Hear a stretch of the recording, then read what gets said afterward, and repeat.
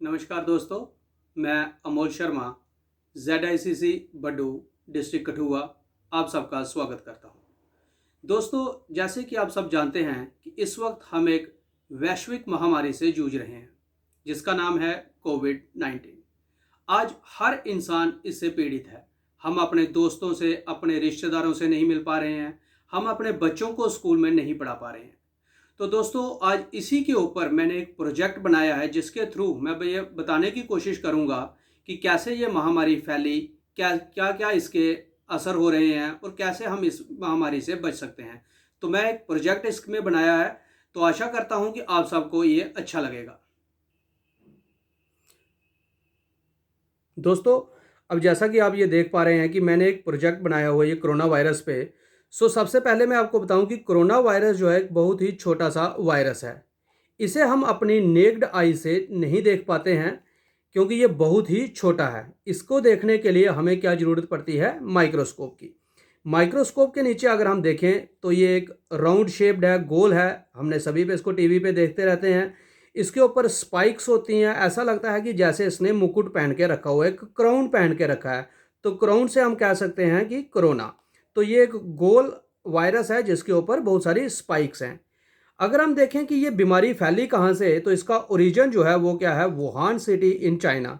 China में सबसे पहले इस वायरस को पाया गया और फिर ये वहाँ से पूरी दुनिया में फैली है। अब ये जो बीमारी है ये इतनी खतरनाक है कि जो हेल्थ वर्कर्स हैं, जो डॉक्टर्स हैं, जो पेशेंट्स हैं, ये वहाँ से आसानी से फैल सकती है। तो इसलिए वो लोग जो हैं, डॉक्टर्स, हेल्थ केयर वर्कर्स जो हैं, वो पूरा पीपी किट पहन के रखते हैं ताकि ये वायरस जो है ये उनकी बॉडी में एंटर ना कर सके।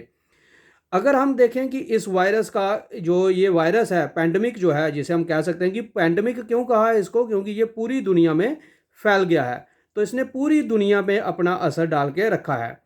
और इससे जो बीमारी है, जो बीमारी इस कोरोना वायरस की वजह से हो रही है, वो बीमारी क्या है? That is covid disease. तो कोविड बीमारी जो है वो हमें इसे कोरोना वायरस से होती है। इसके बाद अगर हम देखें कि ये कोरोना वायरस जो है ये फैलता कैसे है, कि जब कभी भी जिस इंसान को कोरोना होगा, जब कभी वो छींकता है, खांसता है, बात करता है या गाता है, तो उसके जो मुंह से जो है ये जर्म्स जो हैं वो सारे हवा में फैल जाते हैं।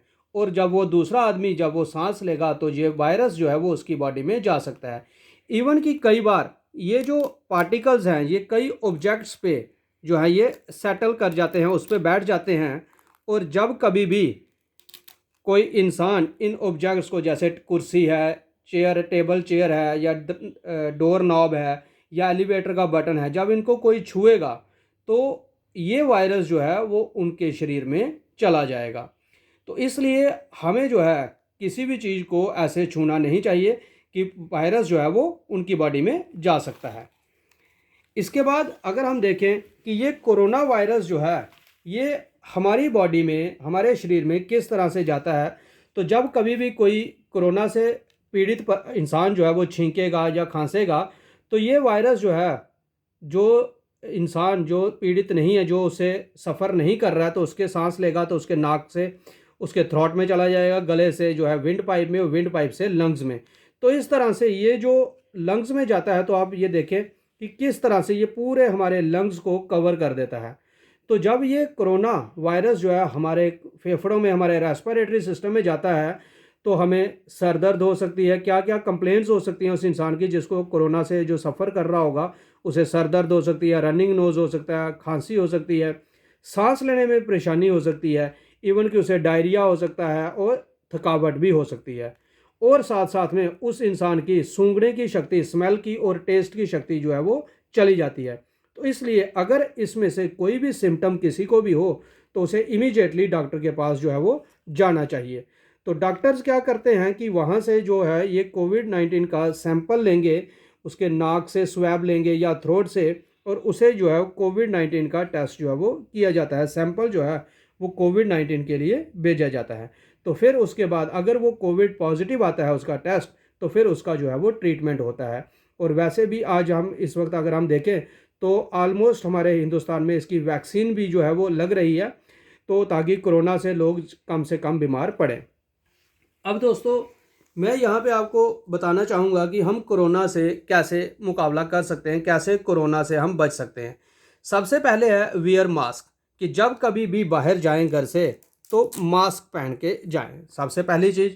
दूसरा, अगर आप जब घर आते हैं, बाहर से आते हैं, तो हमारे हाथों पे क्यों कई जगह को हमने छुआ होगा, तो हमारे हाथों पे कोरोना के जर्म्स हो सकते हैं। तो इसलिए उसे सोप के साथ अच्छे से धोएं, क्योंकि जब सोप के साथ हम अच्छे से हाथों को धो लेंगे, 20 मिनट तक हमें हाथों 20 सेकंड तक हमें हाथों को धोना है, उससे हमारे हाथ जो है वो बिल्कुल साफ़ हो जाएंगे। और अगर कहीं हम बाहर हैं जब हम, तो हमें अपने हाथों से अपनी आँखों को, अपने नाक को, अपने मुँह को छूना नहीं है, क्योंकि हमारे हाथों में जर्म्स हो सकते हैं।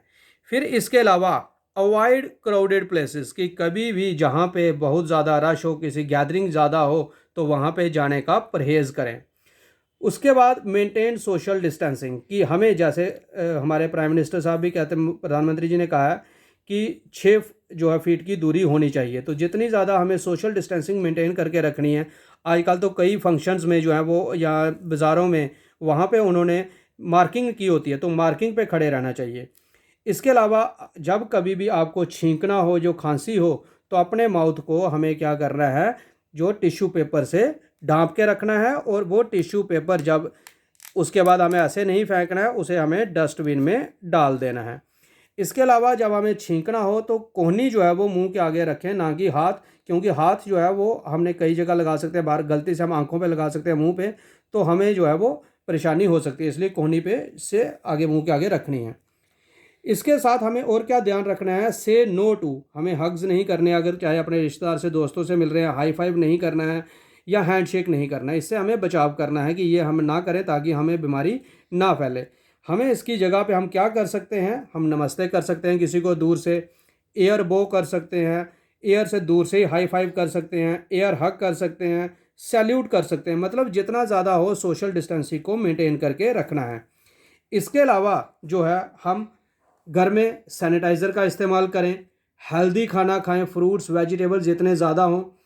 टेक केयर ऑफ़ एल्डर्स, क्योंकि हमारे बड़े बुजुर्ग जो हैं उनको बीमारी होने के ज़्यादा चांसेस होते हैं, उनमें इम्यूनिटी कम होती है, तो इसलिए उन्हें हमें क्या करना है कि जितना ज़्यादा हो सके उन्हें घर पे रखें, वो घर पे रहें। हमें भी जो है वो बिना मतलब के, बिना किसी ज़रूरी काम के घर से बाहर नहीं जाना है, तो हमें जो है वो क्या करना चाहिए, घर में रहना चाहिए। Stay home stay safe. तो इस तरह से हम इस कोरोना महामारी से लड़ाई, कोरोना महामारी की जो लड़ाई है, हम जीत सकते हैं। तो मैं आशा करता हूँ कि आप सबको ये प्रोजेक्ट अच्छा लगा होगा, और आप सब, इससे आपको काफ़ी जानकारी मिली होगी। तो इसी के साथ मैं आप सबको धन्यवाद कहना चाहूँगा। धन्यवाद।